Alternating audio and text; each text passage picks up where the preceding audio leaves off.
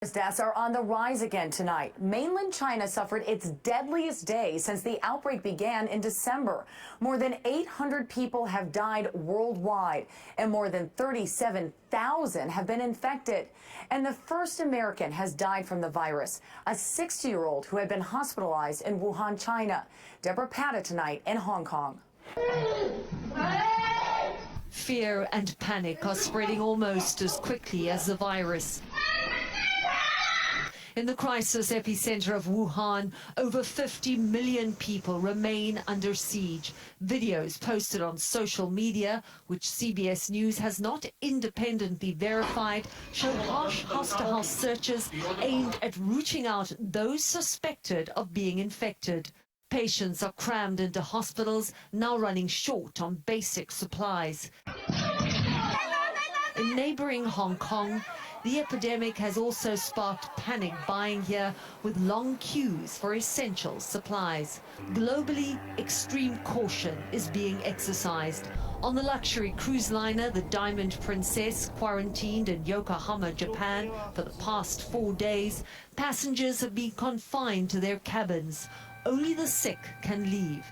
Yesterday, a further 41 people were wheeled off the ship on stretchers into waiting ambulances, bringing the total to 61 confirmed cases of coronavirus on board the ship.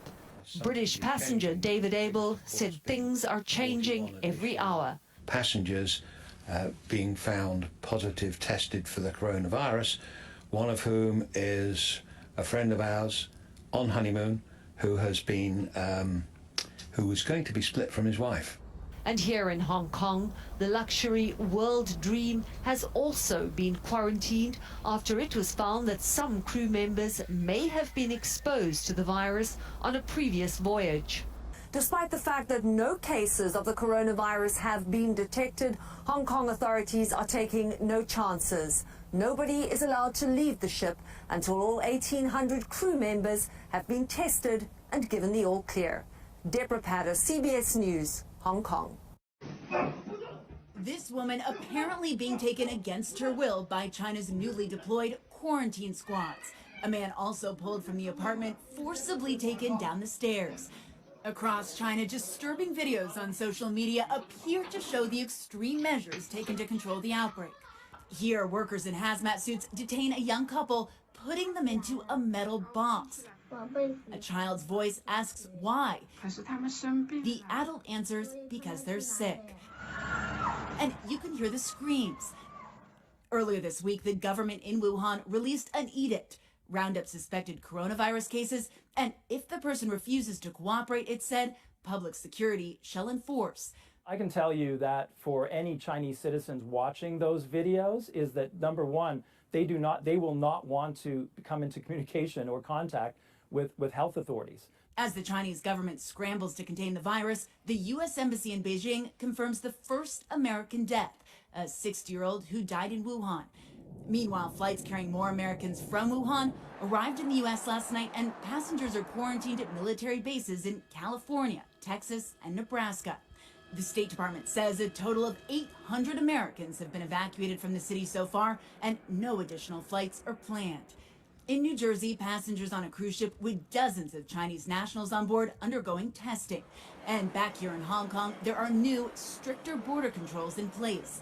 And docked in the city's main harbor, passengers on the World Dream cruise ship are still undergoing testing. Are you okay? Off the coast of Tokyo, the number of coronavirus cases on board the Diamond Princess continues to rise. Incrementally getting more terrifying. And personally, we realize we're at pretty high risk. More than 6,000 medical workers are being sent to Wuhan from all over China. They'll help overworked and understaffed teams struggling to cope with the coronavirus crisis. The number of deaths from the outbreak has now surpassed those killed by SARS in 2003. A lack of resources has forced some doctors to turn patients away. As a senior doctor, I felt terrible when I looked into their eyes. But I have to control myself to continue this fight against the epidemic. Chinese factories have been ordered to boost production of desperately needed medical supplies.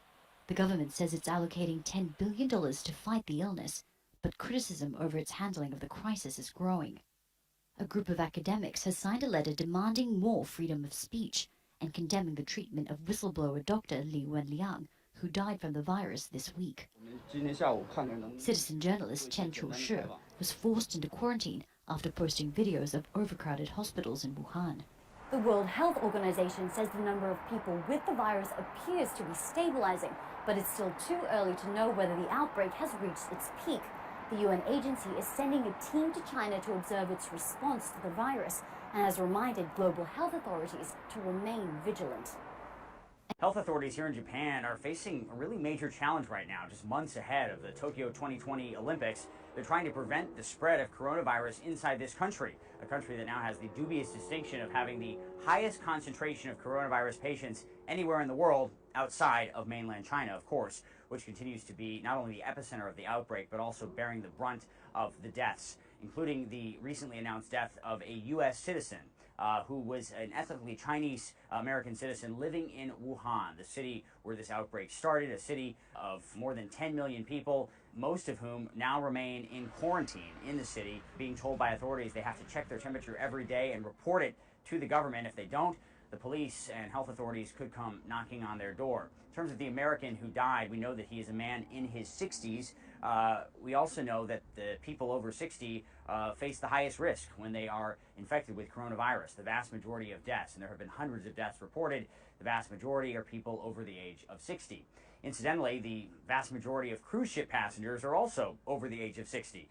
Cruise ships very popular amongst retirees, and that's certainly the case on the Diamond Princess. At least anecdotally, passengers are telling us that there are a lot of senior citizens on board, people who may be healthy, at least when it comes to coronavirus, but have other conditions that require medication that is quickly running out. That's why the Diamond Princess actually left port here in Yokohama on Saturday night, and it went out to sea where Japanese military officers came on board. They brought medications onto the ship, and they took coronavirus tests off the ship because additional passengers are being tested, and anyone who tests positive will be taken off the ship by ambulance and taken to dozens of Japanese hospitals, which are maintaining quarantine wards at this point.